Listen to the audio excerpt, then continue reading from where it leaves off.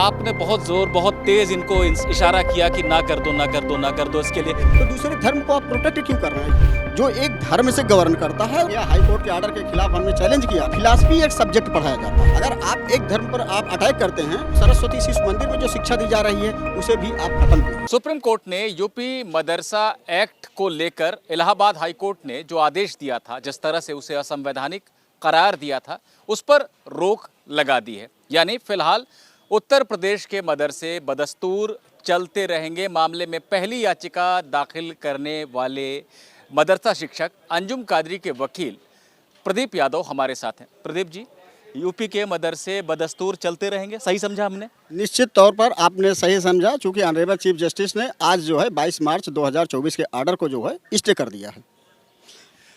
अच्छा, यूपी सरकार ने वहाँ पर तो विरोध किया था, अपने एक्ट का बचाव किया था, लेकिन यहाँ पर आकर उन्होंने कह दिया कि हम हाईकोर्ट का आदेश स्वीकार कर रहे हैं, हमने एक आदेश भी जारी कर दिया है, सभी बच्चों को दूसरे स्कूल में डाल देंगे। इस पर कोर्ट ने क्या कहा?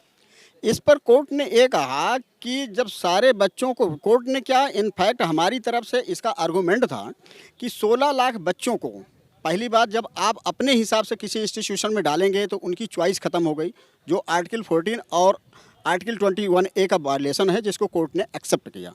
दूसरी चीज़ है कि 16 लाख बच्चों को आप एक इंस्टीट्यूशन से दूसरे इंस्टीट्यूशन भेज देंगे, 10,000 शिक्षक कहाँ जाएंगे, वो बिल्डिंग कहाँ जाएंगी?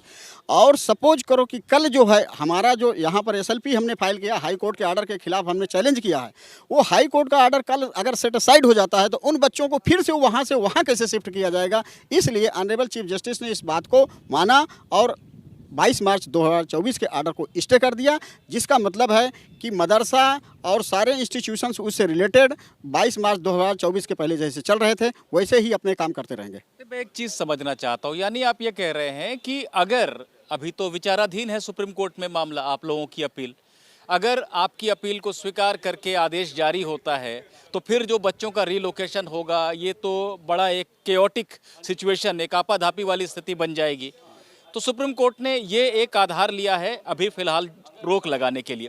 लेकिन मैं एक बात समझना चाहता हूँ, जो याचिकाकर्ता हाई कोर्ट में है, जो ये कह रहे हैं कि सरकारी अनुदान पर धार्मिक शिक्षा देना, ये तो धर्मनिरपेक्षता के खिलाफ है और किसी धर्म को तो ये सुविधा मिलती नहीं है।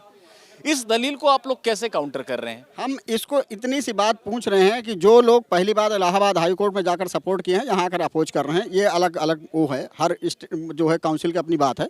लेकिन मैं जो इस चीज़ को कहता हूँ कि अगर आप जहाँ तक समझते हो तो फिलॉसफी एक सब्जेक्ट पढ़ाया जाता है, जो एक धर्म से गवर्न करता है, और वो फिलॉसफी हर जगह पढ़ाई जाती है।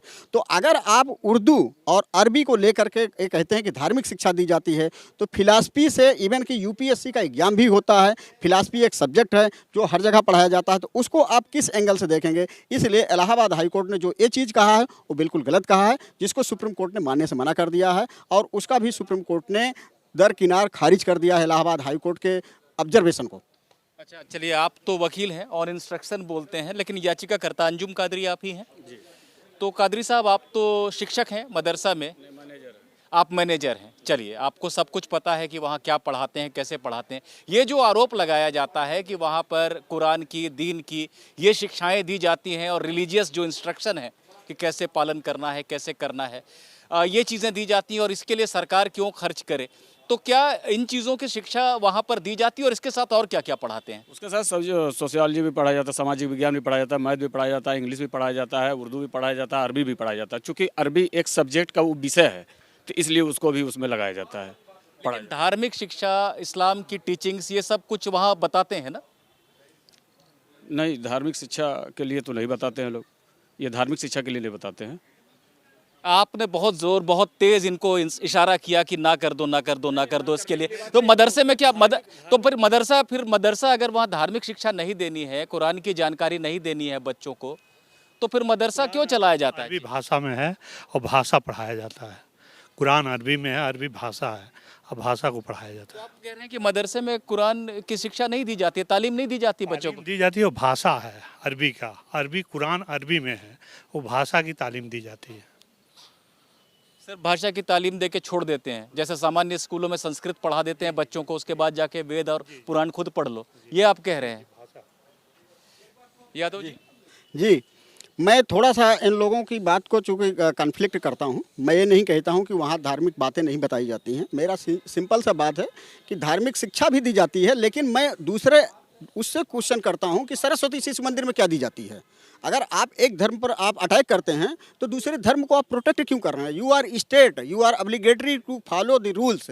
आप अगर मदरसा एक्ट को ख़त्म कर रहे हैं तो सरस्वती शिशु मंदिर में जो शिक्षा दी जा रही है उसे भी आप ख़त्म कीजिए।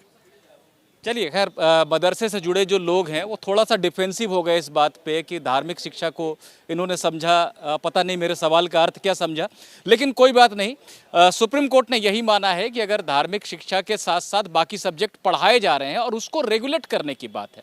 सुप्रीम कोर्ट के आदेश का एक अहम हिस्सा ये है कि मदरसे तो चल रहे हैं, प्राइवेट चल ही सकते हैं, तो अगर वो प्राइवेट चलें और उसको कोई रेगुलेट ना करे, कोई संस्था ना हो उसके ऊपर, तो क्या ये सही होगा कि उनको यूं ही छोड़ दिया जाए?